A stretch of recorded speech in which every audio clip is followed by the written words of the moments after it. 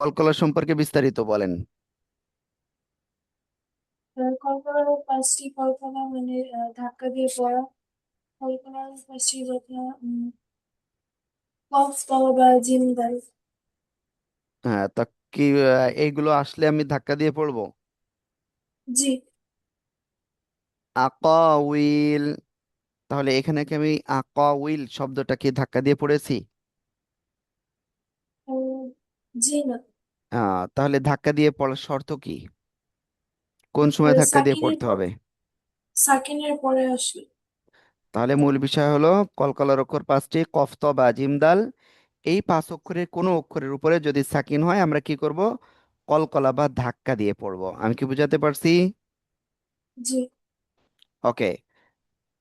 এইবার আপনি আপনার আম্মু তো কোরআন পড়তে পারে পারে না? জি।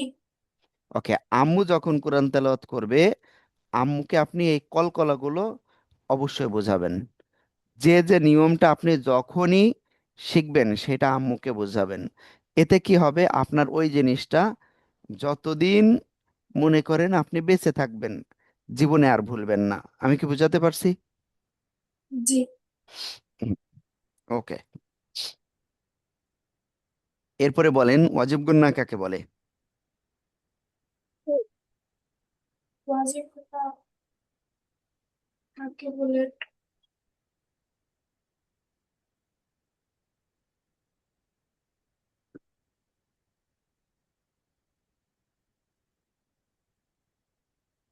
ওকে, মনে আসতেছে না।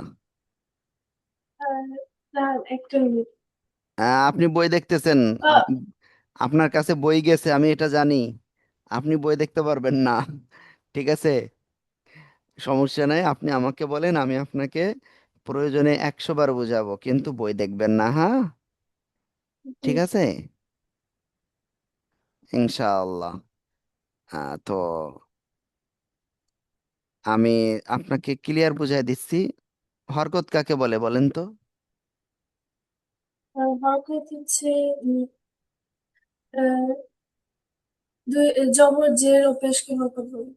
এক জবর এক জের এক পেশকে হরকত বলে। যদি আমরা শুধু জি। জবর জের পেশকে বলি এটাও সঠিক আছে, কিন্তু কথা হলে যদি সেটা এক জবরের জায়গায় যদি দুই জবর আসে তখন কি করব? বুঝতে পেরেছেন? তো এই জন্য আমরা জি। বলবো এক জবর এক জের এক পেশকে হরকত বলে। ওকে, এটা জি। ক্লিয়ার।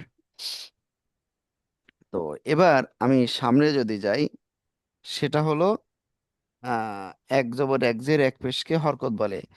এই হরকতের ঠিক বাম সাইডে যদি নুন বা মিমে তাসদিদ হয় তাহলে তাকে ওয়াজিব গণ্য বলে। ক্লিয়ার? আপনি বুঝতে পেরেছেন? জি। জি। হরকতের বাম পাশে নুন মিমে তাসদিদ হলে তাকে ওয়াজিব গণ্য বলে। মূল বিষয় হলো এই জায়গায়। জি। ওকে, তো এখন কথা হলো এই যে ওয়াজিব গণ্য, এটা তো আমরা শুধু মুখে বললে কাজ হবে না, আমাদের কি করতে হবে? এগুলো প্র্যাকটিক্যালে বুঝতে হবে। আমি জানি আমাদের উস্তাদও ট্রাই করেছেন আপনাকে বোঝানোর, কিন্তু সেভাবে ট্রাই বা সেভাবে হয়তো বোঝাতেও পারি নাই হয়তো, বা এটা আমারই ব্যর্থতা। আপনার আম্মু আছে পাশে? জি। হ্যাঁ, ওকে, আম্মুর সাথে একটু কথা বলতাম। একটা মিনিট হুজুর। ওকে।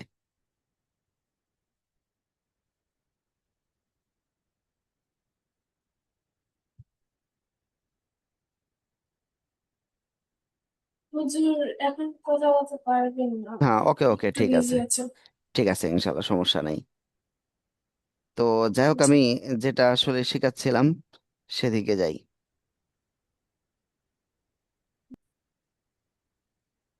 তো দেখেন, এই যে হরকতের বাম পাশে এই যে জের, এটা কি হরকতের অন্তর্ভুক্ত? এক জবর এক জের এক পেশকে হরকত বলে। এই হরকতের জি। বাম পাশে এই যে মিমে তাসদিদ ওয়াজিব গুন্না হবে। ক্লিয়ার? হুম, মিম জি। মিমজের মিম, মিম আলিফ জবর মা, মিম মা, মিম মা। বুঝতে পেরেছেন? পড়েন তো। মিম মা। হুম, ওকে, এরপরে দেখেন সামনে যদি আরো যাই, এই যে কলকলা পড়েছিলাম না আমরা, এই যে দেখেন কলকলা আপনি দেখতে পাচ্ছেন স্ক্রিনে। জি। এই যে হামজা জবর আ, নুন ত পেশ নু তো, তাহলে কি এই যে কলকলার অক্ষর আসছে, তাহলে আমরা কি ধাক্কা দিয়ে পড়বো। ক্লিয়ার। আনু জি। তো, আনু তো, ই আইন সের ই মিম পেশ মু, আনু তো ইমু, আনু তো ইমু, আনু তো ইমু, বলেন। জি। আইনু তুমিমু। আনু তো ইমু, আইনু তুমিমু। আনা, আ, আ, হামজাটা শক্ত উচ্চারণ হয়। আনু তো ইমু। আনু তুমিমু। হ্যাঁ, ওকে। এরপরে দেখেন আমরা একটু সামনে আরো যাই, এই জায়গায় দেখেন তো এটা কি ওয়াজিব গুন্না হয়েছে, এটা? জি। কেন ওয়াজিব গুন্না হয়েছে? জি না। উম, ও হয়েছে কারণ হরকতের পাশে উম, তাসদিদ, মিমের উপর হরকত তাসদিদ কাকে বলে? তাসদিদ। হরকত কাকে বলে? এক জবর এক জের এক পেশ। এক জবর এক জের এক পেশকে হরকত বলে। তো দেখেন তো এই জায়গায় কি এটা কি এক জবর না এক জের? ওই যে। দুই জের, তাহলে কি এটা কি হরকত হলো আর? জি। হরকত হয় নাই, এটা তানবিনে চলে গেছে, হ্যাঁ। তাহলে মূল বিষয় হলো এক জবর এক জের এক পেশকে হরকত বলে, হরকতের বাম পাশে নুন মিমে তাসদিদ হলে তাকে ওয়াজিব গুন্না বলে। ক্লিয়ার। তাহলে এটা জি। ওয়াজিব গুন্না হয়নি। ঠিক আছে। ইয়েস, বুঝতে পেরেছেন তো, তাই বলেন। জি। হ্যাঁ, ওকে। এবার আমি আরো একটু সামনে যাই। আল্লাহ আকবার,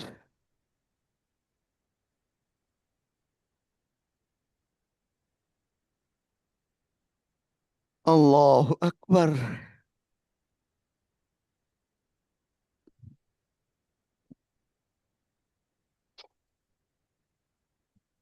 ওকে, তো দেখেন এরপরে এই যে এখানে কি হয়েছে বলেন তো, তাহলে এখানে কি অজীব গুণ না?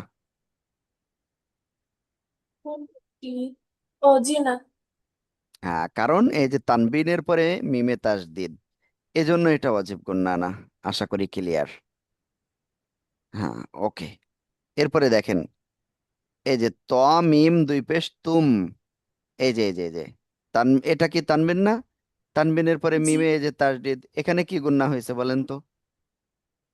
ওয়াজিব। জি না।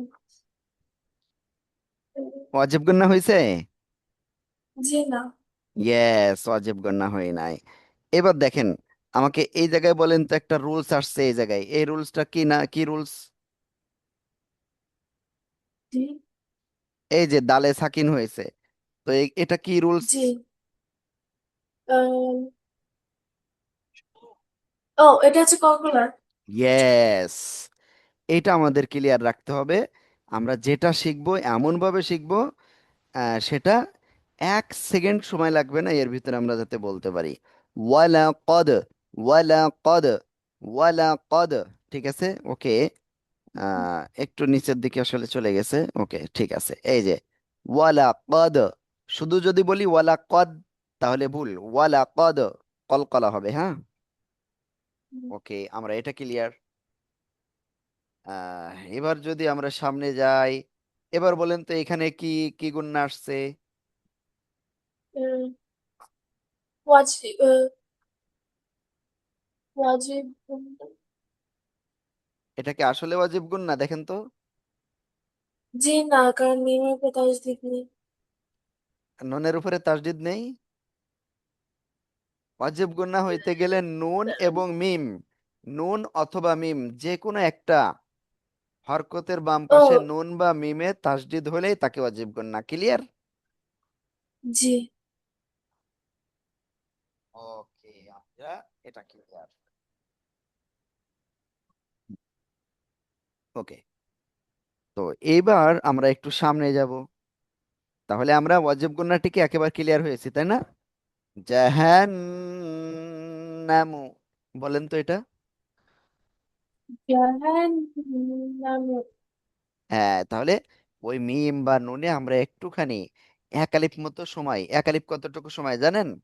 একটা আঙ্গুল উপরে উঠাতে যতটুকু সময় লাগে, হাত মুষ্টিবদ্ধ করে রেখে আপনার একটা আঙ্গুল উপরে উঠাতে যতটুকু সময় লাগে তাকে একালিপ বলে। জি।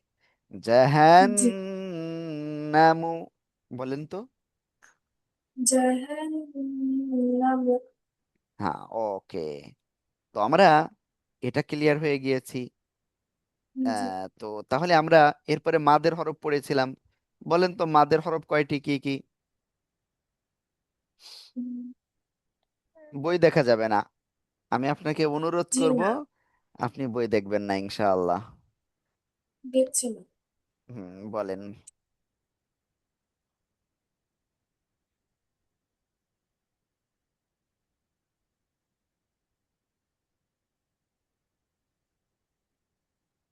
মনে আছে মদের হরফ?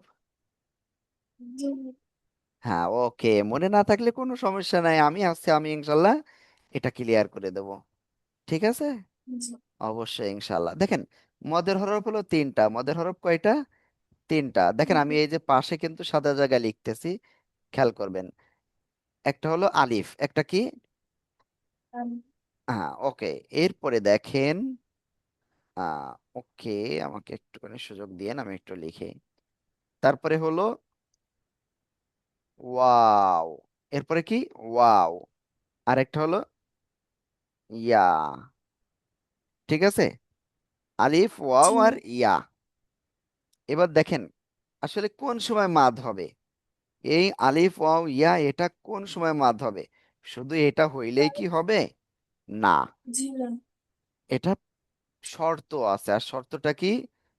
জবরের বাম পাশে, ভালো করে দেখেন, জবরের বাম পাশে খালি জবরের আলিফ হতে পাশে হবে। খালি আলি।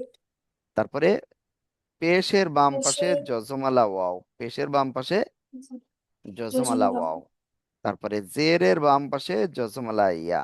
ঠিক আছে, বুঝতে পেরেছেন? জি। হ্যাঁ, তাহলে এটা মুখস্থ করে ফেলেন। জবরের বাম পাশে খালি আলিফ, জেরের বাম পাশে জজমুল্লাহ ইয়া, পেশের বাম পাশে জজমুল্লাহ ওয়াও। ঠিক আছে, একটু মুখস্থ করে জি। ফেলেন প্লিজ।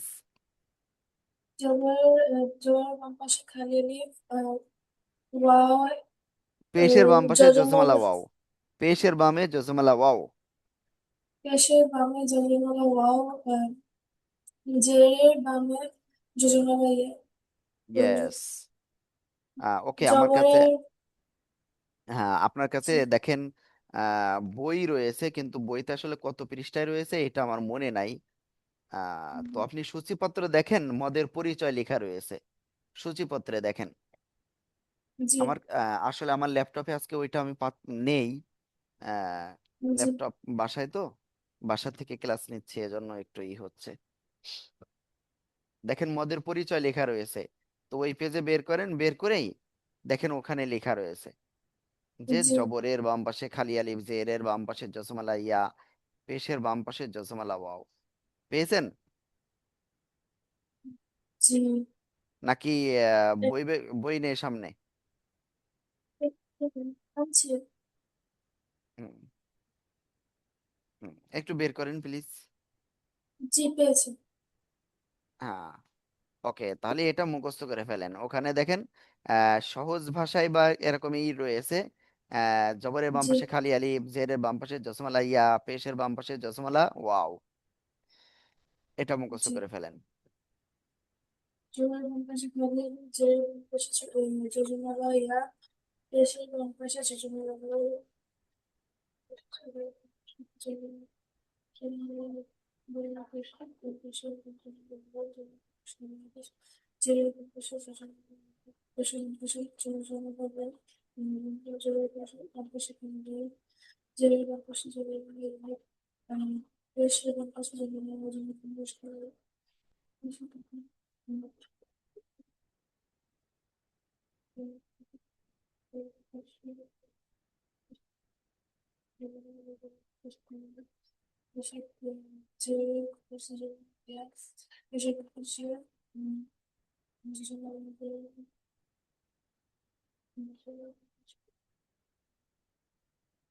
জি। আহ ওকে। তো এবার আপনি চোখ বন্ধ করে বলেন তো, এটা দেখি কেমন পারেন। জবরের বাম পাশে খালি আলিফ, জেরের বাম পাশে জেরের বাম পাশে যোজমালা ইয়া, পেশের বাম পাশে যোজমালা বা। মাশাআল্লাহ, খুব সুন্দর হয়েছে। ওকে, জি। এরপরে দেখেন আরেকটা জিনিস আমরা শিখে ফেলি, যে খাড়া জবর খাড়াজের উল্টা পেশ, এখানেও একালিপ টেনে পড়তে হয়। দেখেন নিচে কিন্তু লেখা রয়েছে, দেখেন উপরে একটা সোজা জি। দাগ, মানে আমার এখানে না, আপনার ওই বইতে দেখেন জি। উপরে একটা সোজা দাগ খাড়া জবর, নিচে একটা সোজা দাগ খাড়াজের, আর পেশের উল্টা যদি হয় তাহলে সেটা উল্টা পেশ। এগুলোতেও আপনার একালিপ টেনে পড়তে হয়, ঠিক আছে? জি। হ্যাঁ, ওকে। তো আমি মোটামুটি এই জিনিসটা বোঝাতে পেরেছি আশা করি। আর বুঝতে না পারলে আপনি আবারও বলেন।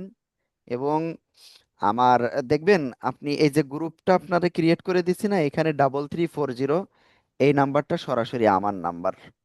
তো আপনি জি।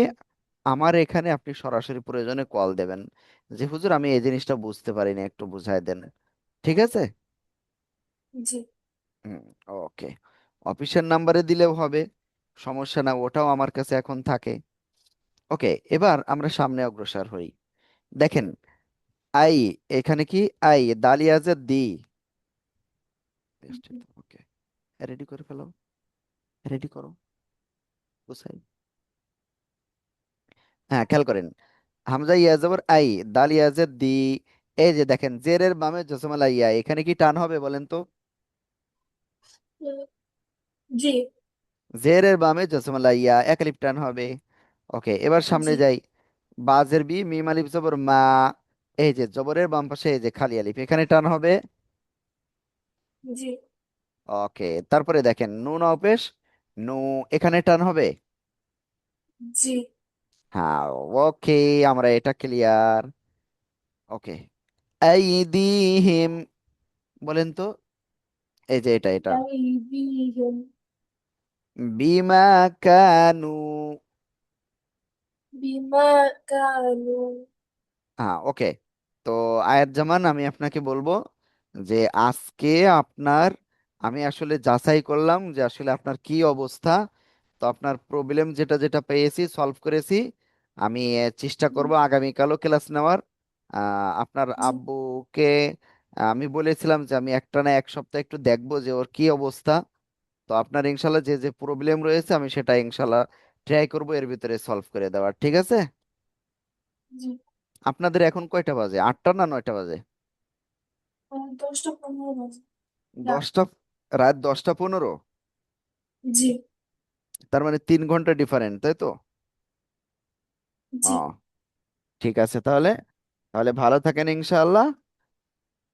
ওকে, আসসালামু আলাইকুম ওয়া রাহমাতুল্লাহ। আর আমি ভিডিওটা দিয়ে দেব, এখানে বেশ কিছু ক্রিটিক্যাল বিষয় কিন্তু সলভ করেছি আমরা।